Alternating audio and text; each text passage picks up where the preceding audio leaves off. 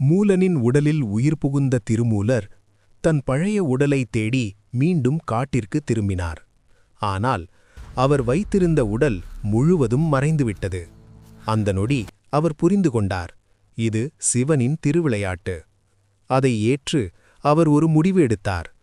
மூலனின் வாழ்க்கையைத் தொடராமல் ஒரு யோகியின் பாதையை தேர்ந்தெடுத்தார். அவர் நேராக ஒரு மரத்தின் கீழ் சென்று ஆழ்ந்த தியானத்தில் அமர்ந்தார்.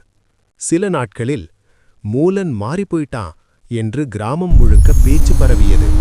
அவனின் அமைதி, அவனின் பார்வை, அவன் சாதாரண மனிதன் இல்லை.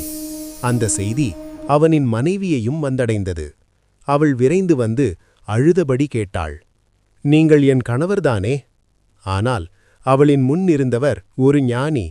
திருமூலர் மெதுவாக கண்களை திறந்தார். அவர் பேசவில்லை, சில மந்திரங்களை உச்சரித்தார். அந்த நொடி அங்கிருந்த அனைவரும் அதிர்ச்சியில் உறைந்தனர். அவர்கள் புரிந்து கொண்டனர், இவர் மூலன் இல்லை, ஒரு மகா சித்தர். அவர்தான் திருமூலர்.